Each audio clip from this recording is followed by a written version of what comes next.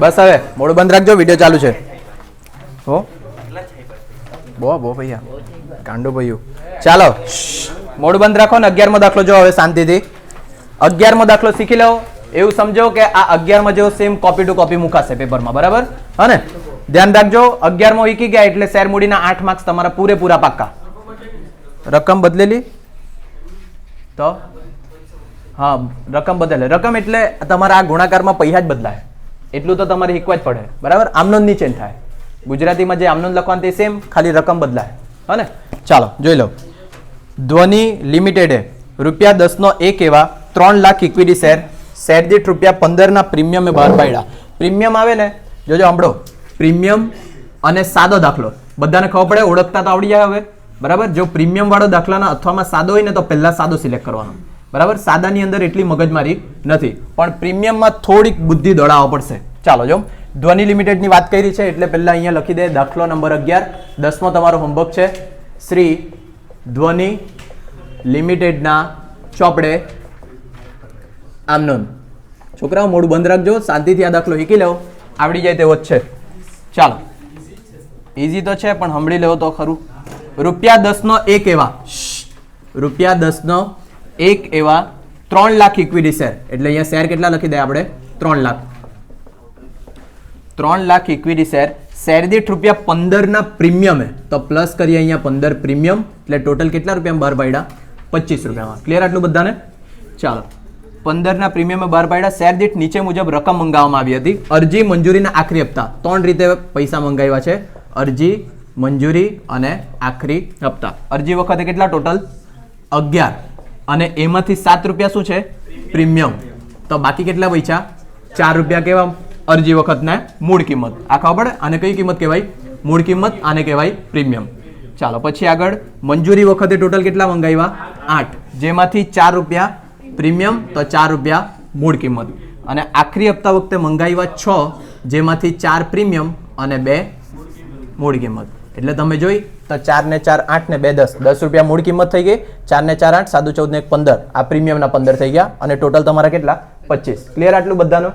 આ બનાવતા આવડશે તો જ આગળ કંઈક થાય. આગળ જોવો પછી.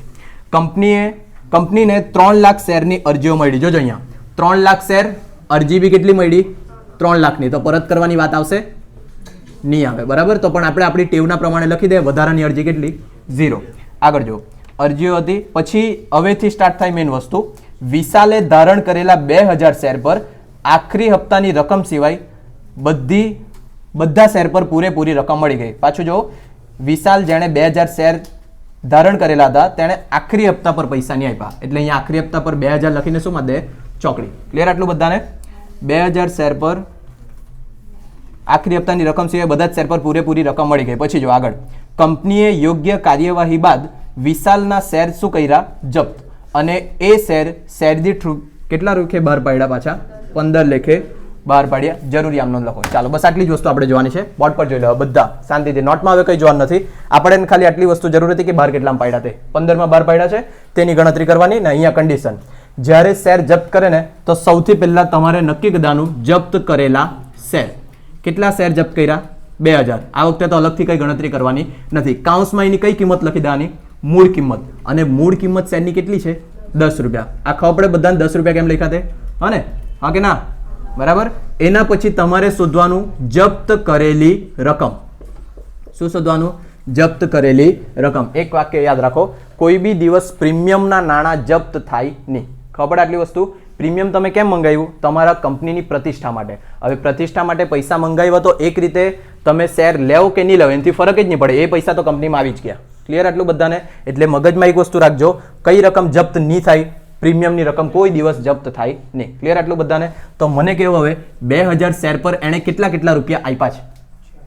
4 રૂપિયા આપ્યા છે. એમ તમે જોઈ તો કેટલા આપ્યા છે? 11 ને 8 આપ્યા છે.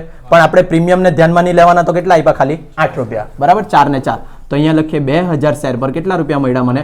8, એટલે 8 દુ 16000. આટલા મેં શું કરા? જપ્ત. ક્લિયર આટલું બધાને? બરાબર. હવે એ જપ્ત કર્યા શેર ને પાછા કેવા પાડવાના છે? મારે બહાર પાડવાના છે. બરાબર? ધ્યાન રાખજો. હવે આ જપ્ત કરેલી રકમમાં અહીંયા આમનોંધની વાત કરીએ તો આમાં 2 આમનોંધ, આમાં 2 આમનોંધ, આમાં 2 આમનોંધ, ને જપ્તમાં કેટલી આમનોંધ? 1 આમનોંધ. પાછા બહાર પાડ્યા તેની કેટલી આમનોંધ? એક આમ નોંધ, ને બહાર પાડે એટલે તરત એક એક્સ્ટ્રા આમ નોંધ વધી જાય તમારી. ક્લિયર આટલું બધાને? બરાબર. ચાલો, જે બહાર પાડ્યા છે, બરાબર, અહીંયા લખીએ ફરી બહાર પાડ્યા. તે કેટલામાં બહાર પાડ્યા? 15 રૂપિયામાં. જો 15 રૂપિયામાં બહાર પાડ્યા તો 5 રૂપિયા શું છે? પ્રીમિયમ. બરાબર. તો આપણે આવી રીતના લખીએ 10 રૂપિયા મૂળ કિંમત, 5 રૂપિયા પ્રીમિયમ, અને બહાર કેટલામાં પાડ્યા? 15 રૂપિયામાં બહાર પાડ્યા. ક્લિયર આટલું? બરાબર. અને શેર કેટલા? 2000. ભૂસે આટલું? બરાબર. ચાલો, બસ આ જ છે. આટલું લખતા આવડી ગયું. પછી આમનો જોઈ લો કેવી રીતના લખવાનું તે. ક્લિયર છે? કઈ પૂછવાના આટલામાં? ખાલી એક જ વસ્તુ નવી આવી. કઈ? જપ્ત જ્યારે કરે ત્યારે પ્રીમિયમના પૈસા જપ્ત થાય નહીં. ક્લિયર આટલું? ચાલો, હવે લખીએ પહેલી પરિસ્થિતિની પહેલી આમનોંધ. સૌથી પહેલા અરજીના નાણાં મળે. આમનોંધ બોલજો. બેંક ખાતે ઉધાર, તે ઇક્વિટી શેર અરજી ખાતે. કેટલા ગુણ્યા કેટલા કરું? 3 લાખ ગુણ્યા, અહીંયા શેર મૂડી દેખાય કોઈ જગ્યા? નહીં. શેર મૂડી હતો તો કેટલા સાથે ગુણાકાર કરતા તમે? 4. નહીં દેખાય એટલે કેટલા વડે કરીએ? 11. ધ્યાનમાં રાખવાનું આટલું. 33 લાખ. મોડું બંધ રાખજો, આજે વાત કરતા છે તે. ચાલો, પછી સેકન્ડ આમનોંધ. સેકન્ડ આમનોંધની અંદર પહેલા તો જે જમા છે તે શું કરી દેવાનું મારે? ઉધાર. એટલે અહીંયા કરીએ ઇક્વિટી શેર અરજી ખાતે ઉધાર. આ પૈસા લઈ જવાના ક્યાં? શેર મૂડી ખાતે. એટલે તે ઇક્વિટી શેર મૂડી ખાતે. પહેલા ધ્યાન રાખો, આ લખે ને ઉધાર એટલે તરત જ પૈસા લખી લેવાના. કેટલા? 33 લાખ. પૈસામાં જ તમારી ભૂલ થવાની શક્યતા છે. બાકી ગુજરાતી વાળું તો હવે આવડી જ જવાનું છે. બરાબર. પૈસા ખાસ ધ્યાન રાખવાના, કઈ કઈ જગ્યાથી એડજસ્ટ કરતા છે ને તે કેવી રીતના આવડશે? પ્રેક્ટિસથી. પ્રેક્ટિસ વગર કઈ નહીં આવડવાનું. પછી ઇક્વિટી શેર મૂડી લખે એટલે તરત તમને શું જોવા કીધેલું? જામીનગીરી પ્રીમિયમ. અરજી વખતે પ્રીમિયમ છે એટલે અહીંયા જમા કરવા પડશે તે જામીનગીરી પ્રીમિયમ ખાતે. ક્લિયર આટલું બધાને? હવે જામીનગીરી પ્રીમિયમ જમા થયું. ખાસ ધ્યાન રાખો, શેર મૂડીમાં મૂળ શેર મૂળ કિંમત. મૂળ શેર કેટલા? 3 લાખ. હજી એક વસ્તુ, અહીંયા વધારાની અરજી નહીં મળે. વધારાની અરજી હોતે તો અહીંયા શું આગળ વધારવા પડતે? તે બેંક ખાતે પરત કરવા માટે. બરાબર, જે નથી આ દાખલામાં. ચાલો, મૂળ શેર 3 લાખ, મૂળ કિંમત 4 રૂપિયા. એટલે અહીંયા લખીએ ઇક્વિટી શેર મૂડીમાં 3 લાખ ગુણ્યા 4. 4 તારી 12 લાખ. અને પ્રીમિયમ 3 લાખ ગુણ્યા કેટલા? 7 પ્રીમિયમ 21 લાખ. રાહુલ ને વીર ઉચકીને લાખેલા બહાર. બરાબર. બંને પતલા પતલા જ છે. ક્લિયર? આ બંને આમનોંધ બધાની. બરાબર. કઈ નવું નથી આની અંદર. ખાલી એક વસ્તુ ઓછી થઈ ગઈ, બેંક ખાતેવાળી. બરાબર. ચાલો, આ પહેલી પરિસ્થિતિની 2 આમનોંધ પૂરી. હવે સેકન્ડ પરિસ્થિતિની પહેલી આમનોંધ એટલે કે ત્રીજા નંબરની. કેવી રીતના ગોખવાનું? ત્રીજી આમનોંધ કોના જેવી? બીજી આમનોંધ જેવી, સેકન્ડ જેવી.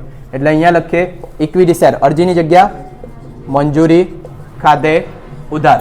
આ પૈસા લઈ જવાના તમારે ઇક્વિટી શેર મૂડી ખાતે. ઇક્વિટી શેર મૂડી લખે એટલે તરત તમારે શું ચેક કરવાનું? ઇક્વિટી શેર મૂડી લખે એટલે તરત શું ચેક કરવાનું? જામીનગીરી પ્રીમિયમ. મંજૂરી વખતે પછી જામીનગીરી પ્રીમિયમ છે એટલે અહીંયા જમા કરવા પડશે તે જામીનગીરી પ્રીમિયમ ખાતે. બરાબર. ચાલો, યતીન થઈ ગયું તારું? બોલપેન હમણાં મેં કીધું લખવા. ચાલો, અહીંયા શાંતિથી જોજો. શેર મૂડીના પૈસા ખબર પડવા જોઈએ બધાને. શેર મૂડીમાં મૂળ શેર મૂળ કિંમત. બરાબર. મૂળ શેર કેટલા? 3 લાખ. એટલે અહીંયા લખીએ 3 લાખ શેર. અને મંજૂરી વખતે મૂળ કિંમત કેટલી? 4. બરાબર. 3 લાખ ગુણ્યા 4. 4 તારી 12 લાખ. અને પ્રીમિયમ તો બધાને ખબર પડશે જ. 3 લાખ શેર અને પ્રીમિયમ કેટલા રૂપિયા? એ બી 4 રૂપિયા. દેખાય બધાને? એ બી કેટલા થવાના હવે? 12 લાખ. અને બંનેનું ટોટલ 24 લાખ. જો ટોટલ વગર પૈસા લાવવાના હોય તો કેવી રીતના લવાય? મંજૂરીના પૈસા કેટલા છે ટોટલ? 8. તો 3 લાખ ગુણ્યા 8. 8 તારીખ 24. ક્લિયર બધાને? ચાલો, આ ત્રીજા તમે પૈસા મંગાવ્યા પછી ચોથામાં તમને પૈસા મળે પહેલા જેવી સેમ. ક્લિયર બધાને? આ ચોથી આમનોંધ પહેલા જેવી સેમ.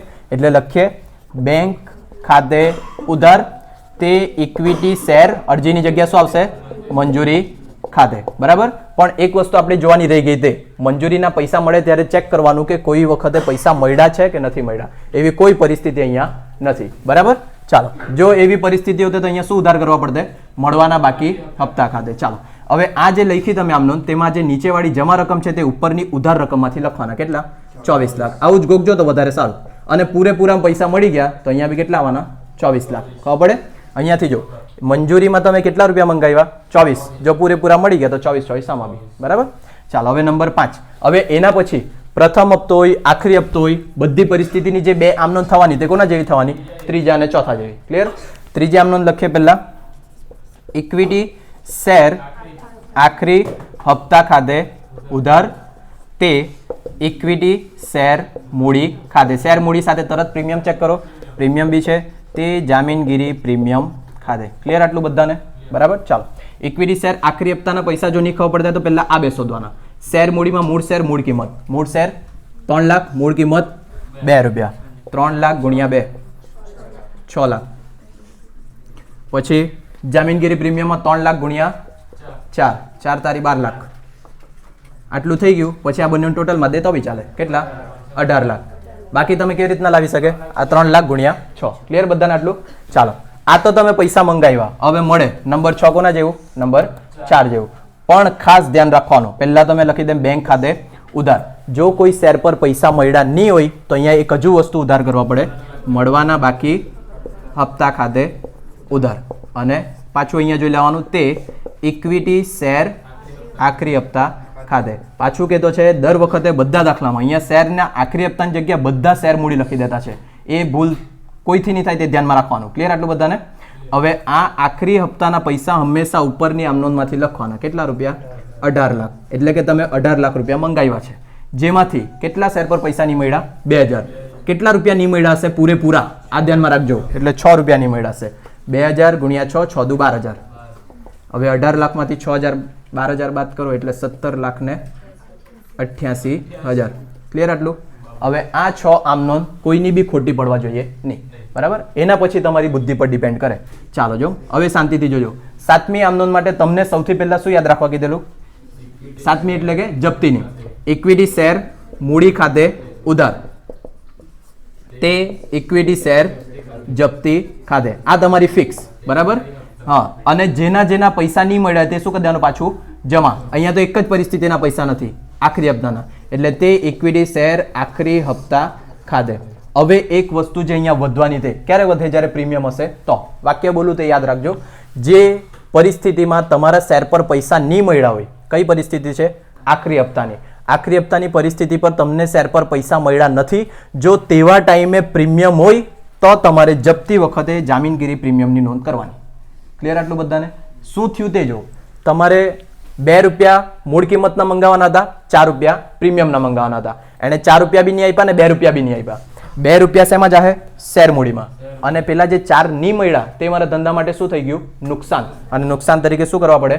ઉધાર. પણ મેં તમને એક વાક્ય યાદ રખાલું, જ્યાં જ્યાં શેર મૂડી ત્યાં ત્યાં જામીનગીરી પ્રીમિયમ. એટલે જો મારે અહીંયા જામીનગીરી પ્રીમિયમ નોંધવું હોય તો શું કરવા પડે? ઉધાર. અહીંયા લખીએ જામીનગીરી પ્રીમિયમ ખાતે ઉધાર. પાછું રિપીટ કરું, જો જે પરિસ્થિતિમાં તમને શેરના પૈસા મળ્યા નથી તેવા ટાઈમે જો પ્રીમિયમ મંગાવેલું હે ને તો જ જપ્તી વખતે પ્રીમિયમની નોંધ કરવાની, નહીં તો કરવાની જરૂર નથી. એટલે 2 વસ્તુ શીખા તમે. પહેલી વસ્તુ, જપ્ત કઈ રકમ નહીં થાય? પ્રીમિયમ. પ્રીમિયમના જે પૈસા એને ભર્યા તે જપ્ત કરી શકાય? નહીં કરી શકાય. બીજું, જ્યારે તમે જપ્તીની નોંધ કરે તો જ્યારે એણે પૈસા નથી આપેલા તો તેવામાં જો તમે પ્રીમિયમ મંગાવેલું હોય તો ત્યાં એની નોંધ કરવા પડે. અને અહીંયા તમારું આખું ચેપ્ટરનું મેઇન ટાઈપ પૂરી. બરાબર? આના સિવાય એક્સ્ટ્રા કંઈ આવવાનું નથી. ક્લિયર આટલું બધાને? ચાલો, તો ઇક્વિટી શેર મૂડી, મૂળ શેર મૂળ કિંમત. જપ્ત કરતી વખતે મૂળ શેર કેટલા? 2000. એની મૂળ કિંમત કેટલા રૂપિયા? 10 રૂપિયા. કપડે આટલું બધાને? 2000 ગુણ્યા 10 એટલે 20000. પછી જામીનગીરી પ્રીમિયમ 2000 શેર. અહીંયા કયું જામીનગીરી પ્રીમિયમ લખાશે? 4 રૂપિયા. આપણે જેના માટે નોંધ્યું તે 4 દુ 8000. બરાબર? પછી જો અહીંયા ઇક્વિટી શેર આખરી હપ્તાના પૈસા કેટલા? 12000. દેખાય બધાને? હવે માની લો કે કોઈને આ ગણતા નહીં આવડે, આ ગણતા નહીં આવડે તો 28 માંથી 12 માઇનસ કરો, 16 આવી ગયા. બરાબર? એટલે જે લોકોને આ ગણતા નહીં આવડે તે લોકો આવી રીતના પૈસા લાવી શકે. તમને બી ખબર છે, આપણે ખાલી ટ્યુશનમાં બનાવતા છે. બરાબર? આના કોઈ માર્ક્સ નથી, પણ આનાથી જ બધું આવડે તમને. ક્લિયર આટલું બધાને? એટલે ત્યાં લખતા આવડે નહીં લખતા આવડે કઈ ફરક નહીં પડે. આ બાદ કરીને બી તમે લાવી શકે. પૂછ્યું આ બધાનું? આ જપ્તી પૈતું. જપ્તીમાં આનાથી નવું કંઈ આવવાનું નથી. ચાલો, પાછા બહાર પાડે. નંબર કયું? 8. પાછા બહાર પાડે એટલે પૈસા આવે. પૈસા આવે એટલે બેંક ખાતે ઉધાર. બરાબર? કેવી રીતના બહાર પાડ્યા? પ્રીમિયમથી. બરાબર? આ જે પૈસા આવે તે પૈસા લઈ ક્યાં જાય તમે? શેર મૂડી ખાતે. તે ઇક્વિટી શેર મૂડી ખાતે. અને પ્રીમિયમથી બહાર પાડ્યા તો આ વખતે પ્રીમિયમ તમારા માટે બને નફો. નફો એટલે શું કરવા પડે? જમા. અથવા તો મારું વાક્ય, શેર મૂડી જ્યાં આવે ત્યાં જ શું આવે? જામીનગીરી પ્રીમિયમ. તે જામીનગીરી પ્રીમિયમ ખાતે. આના પહેલાના દાખલામાં તમે આ શેર વટાવથી બહાર પાડેલા હતા, વટાવથી બહાર પાડે તો ઉધાર કરવા પડે નુકસાન તરીકે, પણ કોના ખાતે ઉધાર થાય? જપ્તી ખાતે, બરાબર. પ્રીમિયમથી બહાર પાડે તો કોના ખાતે જમા થાય? પ્રીમિયમ ખાતે. ક્લિયર બધાને આ? બરાબર. હવે આટલી જ વસ્તુ ધ્યાનમાં લેવાની બધાએ, બીજું કંઈ જોવા નહીં જવાનું. બીજી રીતના તમે ગોખી શકે તે આ ઇક્વિટી શેર મૂડીના પૈસા ઉપરથી લખવાના. કેટલા રૂપિયા? 20,000. આ ડાયરેક્ટ લખી બી શકે, પણ ડાયરેક્ટ પર જતા નહીં, આપણે ડાયરેક્ટ અહીંયાથી કરીએ. અહીંયાથી એટલે મૂળ શેર મૂળ કિંમત. મૂળ શેર કેટલા જપ્ત કરેલા બહાર પાડ્યા તે? 2,000. એની મૂળ કિંમત કેટલા રૂપિયા? 10 રૂપિયા. આવી ગયા 20,000. બરાબર. જામીનગીરી પ્રીમિયમ કેટલા રૂપિયા? 5 રૂપિયા. તો 2,000 શેર ગુણ્યા 5 રૂપિયા, 5 દુ 10,000. અને કેટલા રૂપિયાના બહાર પાડ્યા તમે? 15,000. 2,000 ગુણ્યા 15 30,000. એમ તમે આનું ટોટલ કરે તો બી 30,000 આવી જાય. બરાબર. ચાલો પછી નંબર 9 તમારે જાતે લખવાની તે. નંબર 9 પર ઇક્વિટી શેર જપ્તી ખાતે ઉધાર. આ જપ્તીના પૈસા તમે ધંધામાં એમને એમ રાખી શકે નહીં. એ લઈ ક્યાં જવાના તમારે? મૂડી અનામત ખાતે. આગળ ભવિષ્યમાં જ્યારે પૈસાની જરૂર પડશે શેર માટે તો તમે ક્યાંથી વાપરશે? મૂડી અનામતમાંથી. બરાબર. જપ્તીના નાણાં પહેલા તો તમે જપ્ત કેટલા કર્યા તે? 16,000. દેખાય બધાને? મેં આ 16,000 જપ્ત કર્યા, અહીંયાથી બી લખી શકે. 16,000 રૂપિયા જપ્ત કર્યા. ડિસ્કાઉન્ટ આપ્યું મેં? કઈ નહીં આપ્યું. એટલે આ પૈસા વપરાયા મારા? નહીં વપરાયા. તો માઇનસ કેટલા? 0. તો અહીંયા કેટલા રૂપિયા પૂરેપૂરા આપણે લઈ ગયા? 16,000. છે કઈ ગુચવાડવામાં? નથી. હવે એક ખાતું આપણે રહી ગયેલું તે ખાતું કેવી રીતના બનાવવાનું તે. ધારો કે મેં અહીંયા તમને એમ કેમ તમારે અહીંયા શેર જપ્તીનું ખાતું બનાવવાનું છે, બરાબર. એક દાખલામાં હતું ને એવું. શેર જપ્તીનું ખાતું એટલે ખતવણી કરવાની. ખતવણી એટલે આખાની અંદર જપ્તી કાથી સ્ટાર્ટ થઈ? 7માંથી સ્ટાર્ટ થઈ, બરાબર. શેર જપ્તી ખાતે શું થયેલું છે? અહીંયા જમા. શેર જપ્તી ખાતે જમા થયેલું છે. જો પ્રીમિયમ આવે ને પ્રીમિયમ, તો તેવા ટાઈમે જપ્તીનું ખાતું નહીં પૂછે લોકો, બરાબર. એટલે ધ્યાન રાખો. એવું માનો કે શેર મૂડી જ છે ખાલી, હા. આ જપ્તી જામીનગીરી પ્રીમિયમ નથી. શેર જપ્તી ખાતે શું થયેલું છે? જમા.